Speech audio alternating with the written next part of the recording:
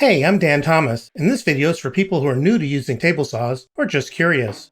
I'm going to talk about push sticks and push blocks, including what they are, what they're used for, and why you might choose one style over another.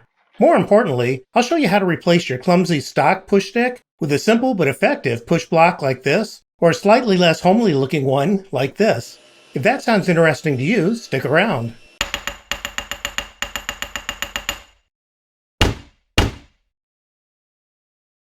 Most table saws come with a push stick like this. It's nice and long to keep your hands away from the blade, but it doesn't give you much control over the stock, and to me, it just feels clumsy. These push blocks are better, but they have their own issues. This one doesn't keep your hand very far away from the blade, so I only use it when I'm making wider cuts.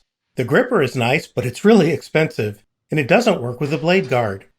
So up until recently, I've been using this John Heiss style push stick.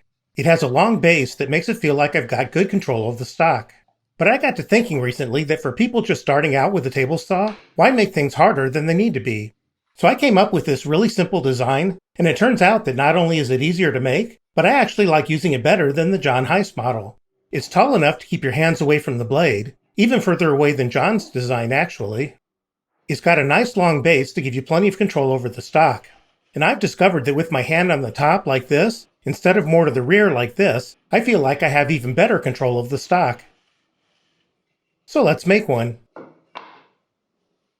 I'll let you in on a little secret. I made this push block out of oak so it would look good in the thumbnail and on camera. But oak is probably not the best material for this, because I suppose it's possible for the heel to break along the grain if I got some kickback. So I recommend using plywood. The heel is much stronger, and besides, why waste a nice piece of oak on something like a push block? So I'm using 3/4 inch plywood. Feel free to make it any dimensions you want, but I'm making it about 5.5 inches tall and about 7 or 8 inches long. I want the heel to be about 1.5 or 2 inches long. And I want it less than a 1/2 inch tall, so when I cut 1/2 inch stock, which is often thinner than a 1/2 inch, the heel won't drag on the table. It's okay if the heel drags, but then the bottom won't stay in contact with the stock as much. But as I said earlier, the dimensions are up to you. Here's a quick tip. Regardless of which of these push sticks or blocks you're using, imagine a line down the middle of the stock. Your first thought will be to push on this side of the stock away from the blade, but that tends to cause the stock to wander away from the fence, causing inconsistent cuts and possibly even kickback. So it's better to push on the side closer to the blade. You don't have to be right next to the blade, just a little over from center. It isn't quite as important with the other ones because they have better control of the stock, but it's still good practice. Obviously, just don't touch the blade.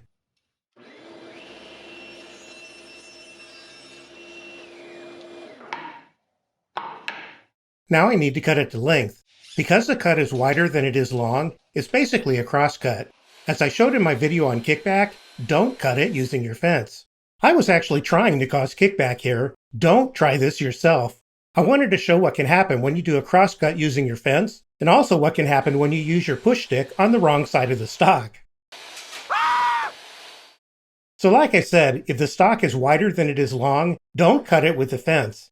Instead, use a miter gauge or a crosscut sled. I'm using my crosscut sled that works with a blade guard. There's a link to the build video in the description below and on my website. Once we have our stock the right size, we're going to cut out a section to leave the heel. There's a lot of different ways to do this, but I'm going to show you a really simple one. Feel free to try other ways. It's probably safest to cut it with the offcut between the fence and the blade. That'll make more sense in a moment. I'm sketching some lines to remind me which side to cut. Make a mark about 2 inches from the end and draw a line a little less than a 1/2 inch long. Then draw a line to the end and mark the area that'll be cut off. The cut is so narrow that I need to remove my blade guard. Position the fence to cut on the side of the line closest to the fence. Raise your blade all the way up to get a more vertical cut. Then make the cut right up to the back line. I figure it's okay to use your hand to hold the stock because it's on the outside of the blade and not very close, but still, be careful. You could make the argument that I should have turned off the saw before backing out the stock. If any of you more experienced woodworkers have any thoughts on the subject, let me know in the comments. Because the blade is curved, one side of the slot is longer than the other, so make a mark where the longer side is so you can tell where to cut. Cut just a little bit until the blade is even with the slot. Snap off the piece and use a chisel or sandpaper or something to remove the excess. Make sure it will sit flat on the stock. And that's actually all you need to do. It's usable right now.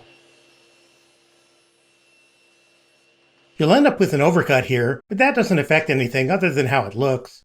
But if you care, you can patch it with something like JB Weld Quickwood. Of course, you could also cut it using a different method, but I wanted to keep this video as simple as possible. You may want to round over the top edges and corners, either by sanding or using a roundover bit on a router.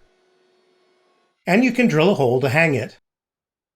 Anyway, that's about it. I hope you enjoyed this video and learned something from it. Click the thumbs up, leave a comment, subscribe, and all that jazz. Thanks!